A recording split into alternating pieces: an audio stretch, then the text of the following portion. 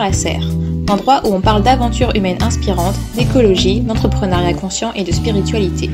Ici, des hommes et des femmes nous partagent leur parcours incroyable en quête de sens. Moi c'est Jade, étudiante en architecture et j'aspire à être le changement que je veux voir dans le monde. Alors installe-toi bien, ici on prend le temps. Pour ce premier épisode, nous avons le plaisir d'accueillir Samir Waldi, directeur de Oumma Charity, initiateur de Muslim Rando à Paris, qui va aujourd'hui nous raconter son histoire. Assalamu alaikum Samir, merci d'avoir accepté l'invitation et de participer à ce podcast.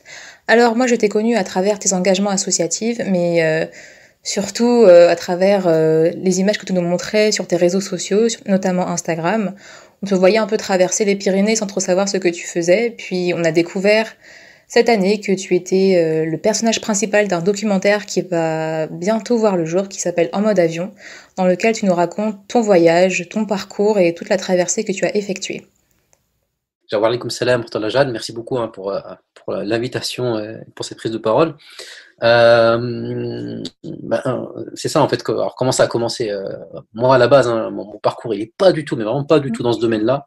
Ni dans le sport, ni dans la nature, ni dans l'écologie. Tout ça, c'était vraiment des mondes pour moi. J'étais extérieur à ça. Moi, j'étais étranger à tout ça, mais totalement. Ma condition physique faisait que j'étais pas sportif. Ma condition, on va dire, mentale fait que j'étais pas du tout écologie et compagnie. Donc voilà, c'était pas du tout un truc qui était propre à moi. Ça a commencé comment? Ça a commencé dans l'engagement associatif. Dans un premier temps, j'ai commencé par l'humanitaire, dans diverses associations humanitaires. C'est comme ça que j'ai mis un pied dedans. En fait, moi là-bas, c'est l'informatique, mon domaine. Voilà, j'étais plus enfermé dans ma chambre. J'étais le petit geek là, enfermé dans sa chambre, à coder, donc pas dehors, quoi. Pas dehors du tout. Non, pas dehors. À la maison toute la journée. Des fois travailler la nuit, le jour, sans vraiment une véritable hygiène de vie. Donc c'était ça mon domaine à la base. Et après, j'ai collé ça, on va dire, ce côté informatique qui est toujours un peu ma passion. J'ai essayé de lui donner un sens. Et c'est ça mon problème que j'avais à l'époque, c'est de donner un sens à ce que je faisais. Et c'est là où j'ai mis mes compétences informatiques au service de l'associatif, notamment de l'humanitaire. C'est comme ça que j'ai mis un premier pied dans l'associatif. D'accord. Voilà, et ce pied-là dans l'associatif, ça a aidé. Pourquoi? Parce que ça a changé pas mal de choses dans ma tête, dans mon esprit. Parce que quand on est dans l'humanitaire, on est parfois, même si je suis dans l'informatique, j'étais parfois même souvent amené à voyager. Et quand on voyage, on découvre d'autres choses, on commence à voir les choses autrement. Quand on parle d'accès à l'eau, quand on parle d'agriculture, quand on parle de... ça commence déjà un peu à germer dans la tête, ça commence à y avoir des premières prises de conscience, on va dire. Donc ça a commencé comme ça, et après il y avait aussi une envie de couper, une envie de couper, c'est-à-dire qu'on arrive à un certain âge, on a envie de se ressourcer. Donc au début ça a commencé par des balades. Le mot rando, je sais même pas ce que ça voulait dire concrètement.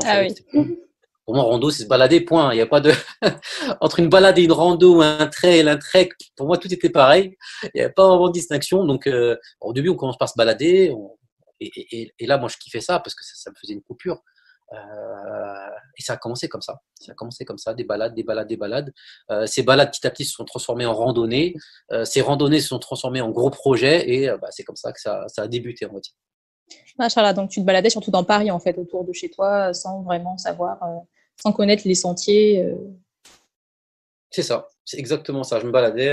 Après, moi, je suis un peu au nord du Paris. Je suis dans l'Oise. Bon, je suis pas très loin de Paris. Je suis sur Creil, donc j'allais plus vers le nord. On a des très belles forêts, de très grandes forêts, et je partais un peu comme ça, à l'arrache. Au début, c'était des petites balades, souvent en famille. C'était même que en famille, des petites balades d'1 heure, 2 heures. Après, on pousse un peu plus. Après, avec mon épouse, sur un coup de tête, sans même savoir pourquoi, on se dit tiens, si on achetait maintenant une tente et on sait dormir là-bas dans la forêt, vas-y, super, on fait ça. Donc ça partait comme ça en fait, mais vraiment à l'arrache totale, c'est-à-dire sans savoir c'est quoi une randonnée, sans savoir c'est quoi un bivouac. Tout s'est fait comme ça à l'arrache, des balades qui sont transformées en balades bivouac. Voilà. D'accord, et c'est au cours de ces balades que tu as eu une prise de conscience, c'est ça? Elle s'est faite par étapes, la prise de conscience. Au début, je l'avais pas. Mais plus, c'est au fil des années, mais plus effectivement on met un pied dans la nature, et plus on respecte cette nature. Au début, on comprend pas. Après, on comprend mieux. Après, on prend ça à cœur. Après, ça devient un véritable engagement. Ça s'est vraiment fait, moi, par étapes, en tout cas. Il n'y a pas eu un déclic comme ça du jour au lendemain, mais ça s'est fait par étapes. Et c'est comme ça que ça s'est fait. Et d'ailleurs, c'est là où c'est né. C'est-à-dire que quand, avec mon épouse, on a fait notre premier bivouac, on l'a fait, on a beaucoup aimé. Donc, on s'est dit, pourquoi pas l'été qui arrive. C'était en 2014. On s'est dit, l'été 2014, on va faire un truc un peu plus poussé, on ira un peu plus loin que l'Oise. Donc on a choisi les Pyrénées. Comment on a choisi les Pyrénées? C'est simple, on a pris la gare qui permettait d'accéder le plus directement à un sentier, voilà, à de la randonnée. Donc, même là, il n'y a pas eu de choix genre spécifique ou quoi. Hein, c'était vraiment. Et donc, tu connais pas du tout le chemin à ce moment-là, tu vas comme ça, sans savoir ce qui t'attend, en fait. C'est exactement ça. Je regardais un peu sur Internet, on a regardé ensemble sur Internet, on a vu, il y a un sentier qui s'appelle le GR10, on ne sait pas ce que ça voulait dire, hein. Pour nous, c'était un nom comme ça. On s'est dit, bah tiens, c'est l'air pas mal. Voilà, nom de code, c'est bon, on a compris que c'était le nom d'un sentier, mais on s'imaginait pas ce qui allait nous attendre. Donc on s'est dit, bah alors l'été, on fait ça, on a réservé TGV, on a réservé l'hôtel avant, après, voilà, qu'on s'est dit, bon, c'est facile, c'est-à-dire qu'on arrive là-bas à Perpignan, un bus, en une demi-heure, on est sur le GR10. On dit, on va faire un bout de GR10, et puis voilà. Le problème, c'est que mon épouse, elle se casse le genou une semaine avant le départ. Ah oui. Ouais, et donc, ça remet en cause le départ. Et là, il y a deux questions. Soit je laisse tomber, ouais. Soit j'y vais seul. Et seul, moi, qu'est-ce que tu as fait finalement? T'es parti? Je suis parti seul. D'accord, tu l'as. Ok. Non, je l'ai pas abandonné parce qu'elle m'a poussé, elle m'a encouragé. Je l'ai pas non plus. Après, elle m'a rejoint à la fin du périple. D'accord.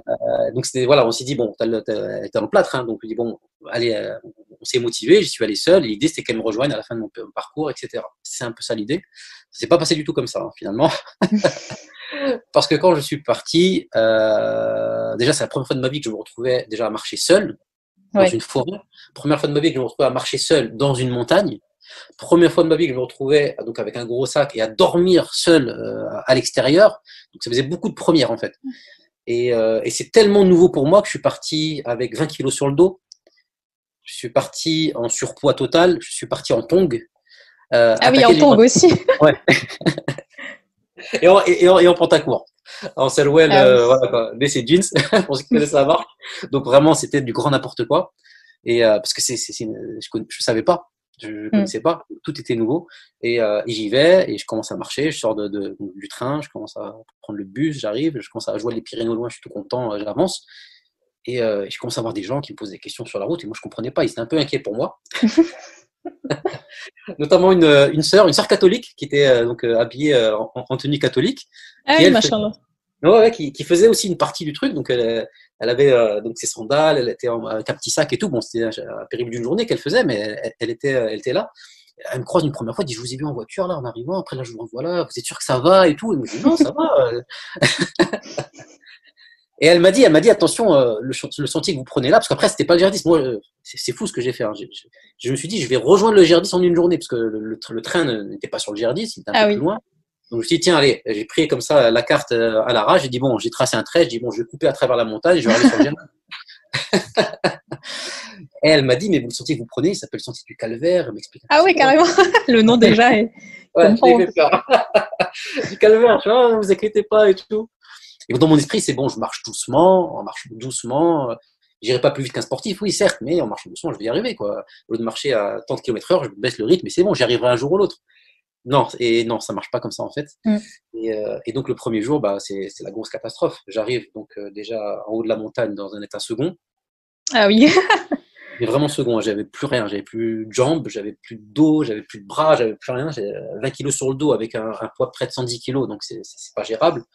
À faire, je sais plus combien de mètres de dénivelé j'ai fait. Je me retrouve sans réseau, je me retrouve hors piste, donc perdu. Je me retrouve sans eau, il n'y a pas une goutte d'eau. Je me retrouve déshydraté. En une journée, tout ça. Ça, c'est la première journée. Ah oui. Ça, c'est la première journée. Et donc, à la fin, bah, j'ai peur. Clairement, j'ai peur. Hein. Je me suis retrouvé, un moment, je me rappelle, j'ai trouvé mais vraiment un filet d'eau boueux. Mais vraiment, quand je dis un filet d'eau, c'est genre une goutte toutes les 10 secondes. Une goutte d'eau noire, boueuse. Et tellement j'étais asséché, j'ai mis ma gourde en dessous, j'ai attendu 1 heure et ça a rempli un petit fond de gourde. 1 heure. Ouais. Au bout d'1 heure, j'avais juste un fond de gourde et je l'ai bu. Et j'ai bu ça tout marron et j'ai pas eu le choix, sinon j'allais mourir de soif. Quoi. Après, bon, la fin s'est bien passée de la journée parce que j'ai redescendu la montagne, mais à flanc de montagne, hein, j'ai eu très peur, j'ai glissé plus d'une fois. Et je suis redescendu jusqu'à arriver à un petit village qui se trouvait dans la vallée. Et là, j'ai pu prendre de l'eau, etc. Et le soir, j'ai dormi dans une mine abandonnée. Ah oui. Et en fait, tu t'avais pas prévu, en fait, que tu disais quoi à ce moment-là? Tu disais pas, bon, c'est bon, je rentre chez moi, ça y est, Ah dans des si, vieux. déjà dormir pour moi c'était mort, dormir dans une mine. Déjà juste quand j'ai posé le truc, j'ai commencé à flipper. Je suis dans une mine, j'avais plus le choix. La nuit était tombée et pour moi c'est qu'est-ce que je fais là? Mais j'avais pas le choix parce que rentrer, bah, ça veut dire refaire. Je peux pas faire marche arrière, c'est pas si Ouais, évident. Il y a pas de route, il y a t'es rien. fatigué. Fatigué. Bon, j'ai pu boire en arrivant dans le village, mais et là je me suis dit bon le lendemain je rentre quoi point. Mm. Euh, C'était terminé.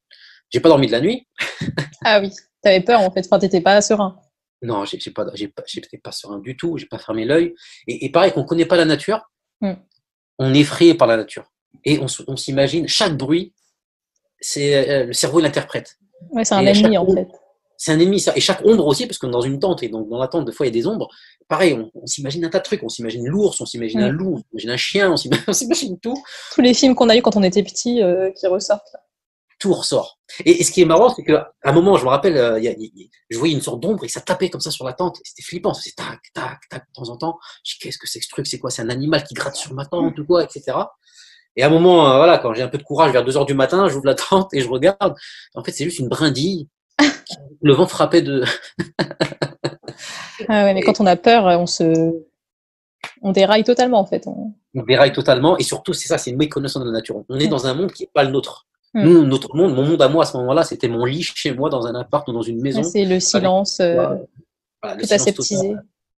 Exactement. C'est même parfois un petit bruit rassurant, le bruit du voisin, le bruit d'une voiture qui Mm. passe. Là, il y a rien de tout ça. Et donc, on n'est pas habitué à ce monde-là, qui est un monde naturel hein, à la base, Mm. mais on n'est pas encore habitué. Et donc, le lendemain, bon, je retente quand même, parce que j'étais loin quand même de la gare et j'avais peur de refaire marche arrière sur un sentier que je connaissais pas. Donc je vois que j'ai le GR10, j'étais plus très loin, donc j'arrive à rattraper le GR10 le lendemain. Mais pareil, j'abandonne. J'abandonne parce que j'arrive en haut de la première montée, fatigué, claqué, Mm. allongé par terre, je pouvais plus me relever. Même porter mon sac, j'y arrivais pas en fait. Je devais poser mon sac sur un rocher et m'enfiler à l'intérieur du sac tellement je pouvais plus quoi. Je pouvais même pas le porter, c'est-à-dire le porter, le mettre sur mon dos, j'y arrivais plus. Ouais. Et là, une vieille dame passe, 60 ans, je crois, un truc comme ça, très vieille, très âgée, pardon, très âgée. Elle monte en trottinant. Et elle s'arrête face à moi, elle me voit là allongé comme ça, là, je ne pouvais plus bouger en sueur et tout. Et elle me dit, ça va monsieur, vous avez besoin d'aide, vous voulez qu'on fasse quelque chose, etc. Et moi, je lui dis, non, non, madame, ça va aller, etc. Et j'ai eu honte. J'ai eu honte parce Ouais. que je suis jeune. Mm. J'avais quel âge à ce moment-là? Je devais à peine avoir la, ouais, j'avais à peine la trentaine, je dépassais à peine la trentaine. Ah oui. Euh, J'étais musulman, donc moi je me dis que normalement le musulman c'est quelqu'un qui normalement qui aime la nature, c'est pas du tout mon monde là. Et j'avais honte. Je dis quelle image de dégage face à Mm. cette dame qui est pour moi 100 fois mieux que moi. Et, Comment tu te disais déjà, tu avais quand même cette conscience-là de te dire je suis musulman et donc c'est pas normal. Parce qu'il y a beaucoup de gens qui ne feraient pas le lien en fait. Pour eux, ils se diraient ben, je suis pas fait pour ça et enfin, qui verraient pas le lien avec leur foi en fait.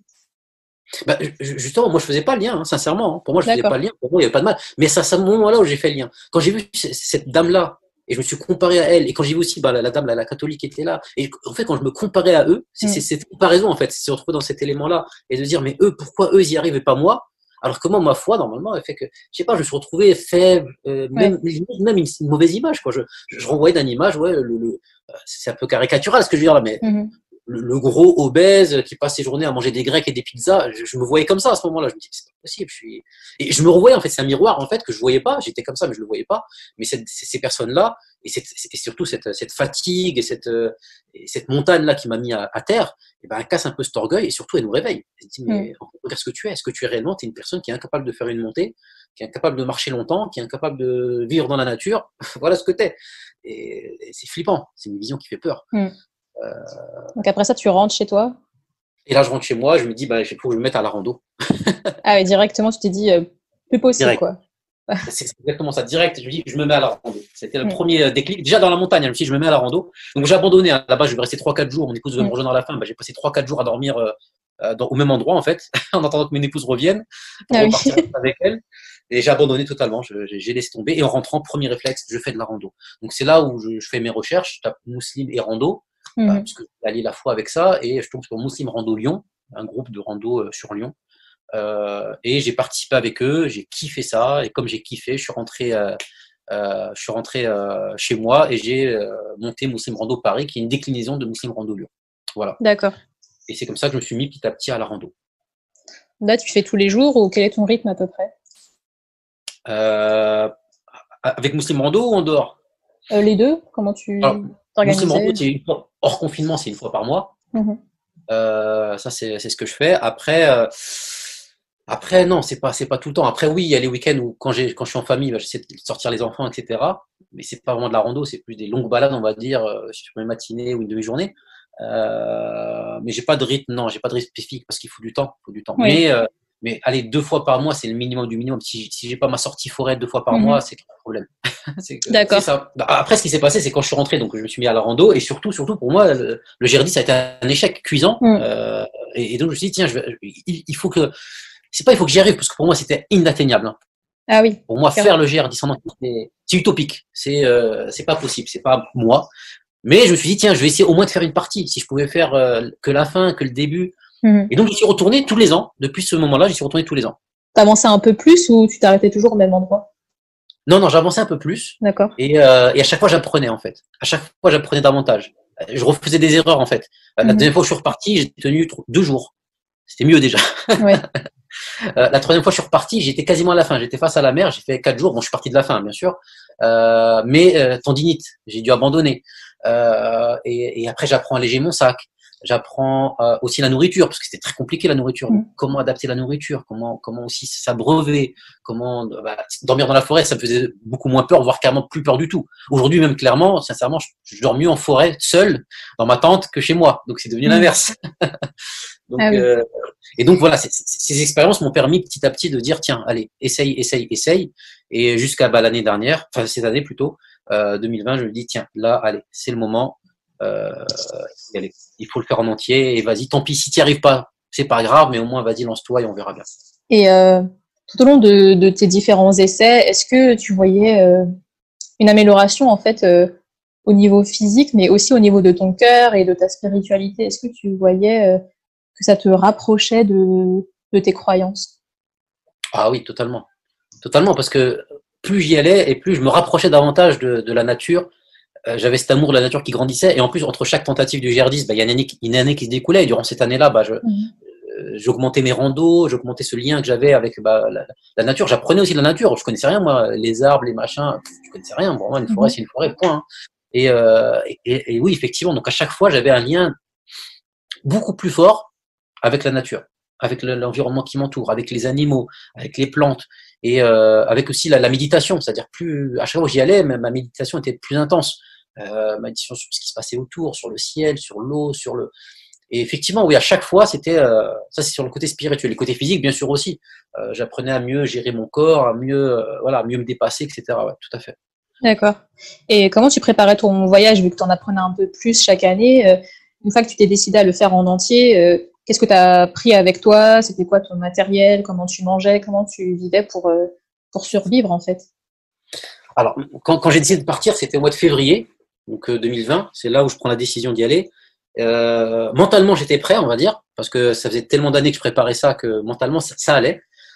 Spirituellement, je pense que ça allait aussi, etc. Le seul hic qui avait, c'est physiquement. Mm. À ce moment-là, j'étais incapable de courir plus de 3 minutes. Ah oui. Euh, ouais, je pesais près de 110 kilos. Tendinite fait que c'est ça qui faisait que j'abandonnais tout le temps. J'avais toujours, même en rando classique que je faisais avec Muslim Rando, mais du rando à la journée. À la fin de la journée, j'avais mon genou qui lâchait. Et, euh, et donc, je me suis dit, zut, si je suis prêt mentalement, etc., mais que je suis pas prêt physiquement, ça va pas le faire. Donc, j'ai fait j'ai fait un régime très, très, très drastique et j'ai revu mon alimentation. Chose qu'avant, j'avais du mal un petit peu. Mm. J'ai complètement revu ma façon de consommer. Ça aussi, pour moi, ça fait partie de ma foi aussi, hein, ma façon de Oui, consommer, comment je carrément. consommais, qu'est-ce que je consommais, et bien sûr, après, l'activité physique. Donc, au début, c'était des sorties. Ça arrivait après, il y a eu le confinement qui arrivait, le premier confinement, donc c'était des longues sorties. Après, je courais 3 minutes, après, je courais 5 minutes, après, je courais 10 minutes, et à chaque fois, j'augmentais comme ça. Et la nourriture, c'est simple, j'ai retiré tout ce qui était superflu. Le pain, j'ai arrêté, et j'essayais vraiment de me limiter. Au début, c'était dur, c'est de dire, Mhm. je me posais la question, t'as encore faim ou t'as plus faim? Est-ce que t'es dans le gaspillage ou est-ce que t'es dans l'alimentation pour subvenir à tes besoins primaires? Et voilà, c'est toujours une interrogation et petit à petit comme ça, on apprend à diminuer et j'ai perdu pas mal parce que j'ai perdu presque 30, ouais, plus de 30 kilos Ah jusqu'au mois de oui. En combien de temps février. tout ça? Non, j'ai perdu plus de 20 kilos entre février et juin Quand Et même. après, j'ai encore perdu 10 kilos sur le GR10, donc jusqu'au mois d'août, j'ai perdu en tout 30 de février à août. Voilà. Donc, tu avais quand même une bonne préparation avant. Donc, c'est ce que tu dis là, c'est qu'il faut pas y aller non plus comme ça. Il faut quand même s'entraîner avant. Il faut un minimum. Bien sûr, il faut un minimum, parce que le GR10, en tout, c'est 55 000 de dénivelés positifs et négatifs, donc des montées, des descentes. C'est très physique. Il n'y a quasiment pas de plat. Hein. Rarement on trouve du plat. D'ailleurs, c'est galère, parce que pour dormir, il faut du plat. Et après, c'est pas évident de trouver un endroit où dormir. Mais non, il y a surtout le milieu du GR10, les Pyrénées ariégeoises, le plat, c'est rare. C'est une denrée rare, le plat. Donc, c'est que de la montée, de la descente. Et donc, le corps souffre beaucoup. Et oui, il faut une préparation physique minimale. Et donc là, pour ton dernier voyage, quels étaient un peu tes essentiels, ce que tu portais avec toi à chaque fois? Alors, porter avec moi, là encore une fois, ça j'ai appris de mes représentants de rando, il faut partir avec le strict nécessaire. Et là, ça aussi, c'est une remise en question, parce qu'on se dit, je vais porter sur mon dos ma maison et tous mes besoins, soit hygiène, alimentaire, vestimentaire. Et donc, la question qu'on se pose, on se dit, bon, il faut que je prenne le minimum, parce que si je prends un petit peu trop, ne serait-ce que 3-4 kilos de trop, c'est la fin du GR10. Oui. Et donc, on se dit quoi? On se dit, est-ce que j'ai besoin de ça? Est-ce que j'ai besoin de ça? Et au début, donc mon sac, je l'étalais en fait. Je m'amusais à étaler à chaque fois tout ce que je vais prendre dans mon sac. Je l'étalais par terre. Et à chaque fois, je me posais la question, t'es sûr que t'as besoin de ça? Non, allez, t'as pas besoin. Et on retire, et on retire. Et on arrive un peu sur une vie très minimaliste, mais on n'a pas le choix. Et donc, à la fin, j'avais le strict minimum. Au début, j'avais pris un réchaud. Et après, je me suis posé la question. Je dis, mais est-ce que t'as besoin de manger chaud tous les jours? Est-ce que c'est une nécessité vitale? Et je pesais mon réchaud comme ça. Je dis, non, il est trop lourd. Et je l'ai retiré, mon réchaud. Et à chaque fois, je me posais la question, est-ce que, voilà. Petit à petit, tu te débarrassais, quoi, du superflu, tu te rendais compte que finalement, tu n'avais pas besoin de ça et que tu t'en sortais bien. Exactement. Au début, les pantalons, je dis, combien de pantalons il me faut? Au début, j'avais pris 2 pantalons de randonnée. Après, je me suis dit, non, un seul et une aiguille du fil. Si ça casse, entre-temps, basta, rien d'autre. Donc, j'avais un seul pantalon. J'avais un deuxième pantalon pour dormir, mais j'avais un seul pantalon pour la journée, quoi, pour randonner. Et donc vraiment, il fallait partir avec le minimum. Donc j'avais juste ma tente, mon sac de couchage, l'habit, juste un habit de jour, un habit de nuit, et j'allais dire, et puis c'est tout. Et justement, comment tu mangeais là-bas? Comment tu te lavais? Est-ce qu'il y avait des fois, tu faisais l'impasse sur l'hygiène parce que faut avancer, quoi. Ouais. Alors déjà sur la nourriture, là on se contente du minimum, bien sûr.